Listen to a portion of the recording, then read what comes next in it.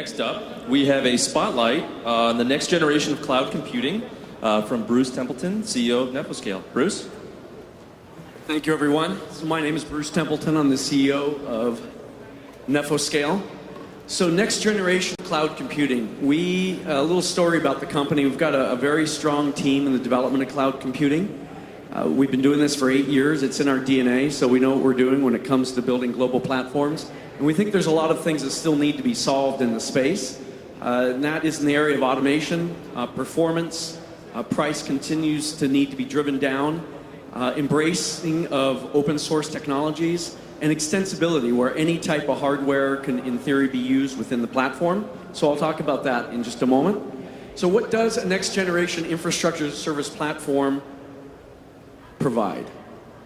So the way we see it is that you should have both public and private cloud options. A lot of the major providers of infrastructure as a service do not provide the private side. So you kind of have two types of companies, one building private clouds that take a long time to put up, they're expensive, oftentimes using things like VMware, and then you have the public cloud like an Amazon. So we're really covering both bases, and I'll talk about how we're able to do that. The other one is support any hardware.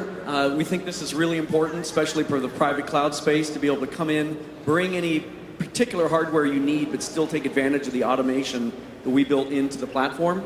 And hybrid compute, I'll talk about that in a minute, but it's the combination of virtual and dedicated servers in the cloud, which not many companies are doing. And then software-defined networking, a very, very important piece. This allows us to not be married to any particular brand of equipment underlying within the network, and it also allows us to give the user control of their own network and create a very low latency environment for the servers to exist in. And then we'll go through this. I'll talk about this in a bit, the open source automation tools. We built a scalable cloud build language, and then the other one, we think with automation, we can drive down a lot of the costs associated with managed services, still give the customer the hand-holding they need, but not charge them like a lot of companies, or charge them as much as a lot of companies do. So when it comes to big data, I mean, that's what this event's really about, is the idea here is that we can give a lot of our competitors are really tied into the APIs of the manufacturer equipment. It's not easy for them just to deploy whatever you want.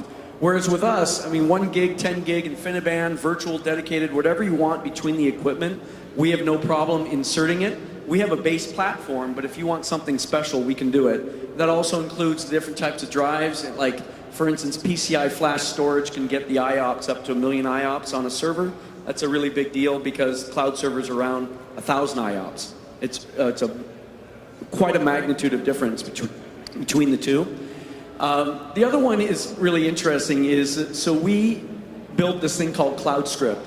So CloudScript is a build language for the cloud. The only other company in the world has anything like it is Amazon. We're the first ones that came out with this.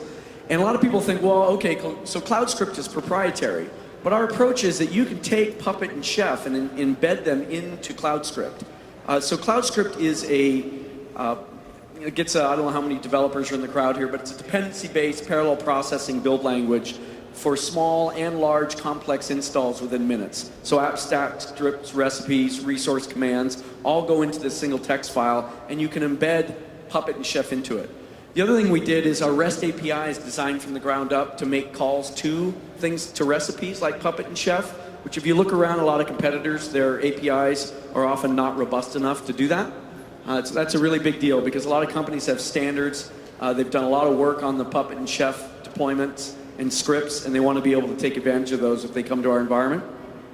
So what this allows us to do, for instance, like with big data, we can allow for automated deployments of database analytics software and the infrastructure in a single click. You can maintain a cloud script of your production environment and do a one-click staging replication. And you can test against the staging environment and tear it down as soon as you're done. So it's a pretty interesting tool.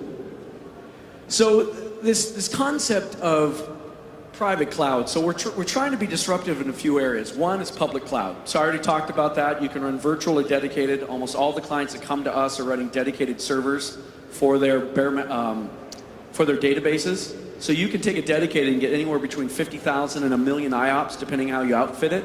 And again, cloud servers are down to 1 to 3,000 IOPS. It's truly amazing the magnitude of difference there. And so it's not 1 million times more for a dedicated server. You have to pay monthly instead of hourly, but they really matter when it comes to getting the performance up, streamlining operations, and driving costs down. So we really believe that users need the bare metal.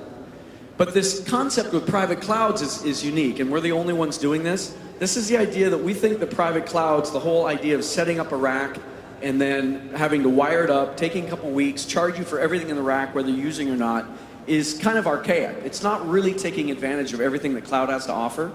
So the idea is that we want to automate the deployment of private clouds. So it's a pretty interesting concept. The other one is with dedicated servers, we don't have to be at war with VMware and OpenStack like Amazon is to a certain extent. We can take VMware or OpenStack and lay them down on dedicated servers, so you can literally have an automated cloud and a cloud environment. So that's what I'm talking about automated private clouds. And again, nobody's doing this. So this is pretty interesting stuff. And then with our ability to accept any type of hardware, you can really have the best of both worlds, or all worlds.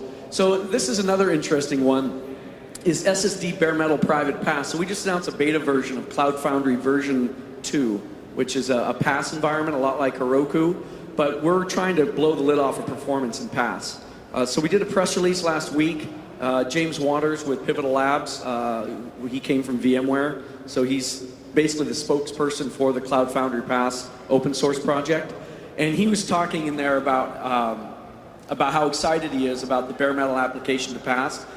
The reason nobody's running pass on bare metal, they're all on virtualized environments like Heroku runs on Amazon, and they're limited by that 1 to 3,000 IOPS problem with virtual servers, is that what we're able to do with the automation of bare metal dedicated is we can create an automated scaling environment for platform as a service with no hypervisor, no virtualization, laid directly on bare metal. So the containers, the pass containers are on bare metal.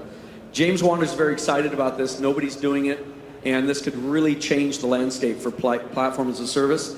We're seeing a lot of enterprises that want to come in and they want to lay down platform as a service private clouds in addition to OpenStack and VMware. So this is just an overview. I'm not going to get into the detail, but it shows we built a platform. They're not just point services. This is a really big deal. It took a long time to develop, and we're very proud of it. And it's very extensible, and there's a lot we can do with this going forward. So it's a very credible platform, and we can do big things for people. Lastly, we've got locations in California and Virginia. I'm not going to go into all the stuff on the top, except we own the technology. We did not piece it together from other manufacturers, so we're not burdened by the costs of licensing as we grow, and we can also do lots of differentiated things. So we've already done several firsts, and we're excited about doing several more. So we're starting to get noticed. So I often say we might be small, but we're mighty. So we have a booth over 113. Feel free to come by and ask us more questions. It's pretty interesting stuff. And that is it, and that's just tying up our technology. So software-defined networking with the virtual bare metal. We have object store, object-based storage like Amazon S3 that has to complement the servers. You don't really have a platform unless you have that. And of course, the Cloud Script build language. So we're over there by the food and drink area. Feel free to come by, and we'd love to talk to you. Thank you.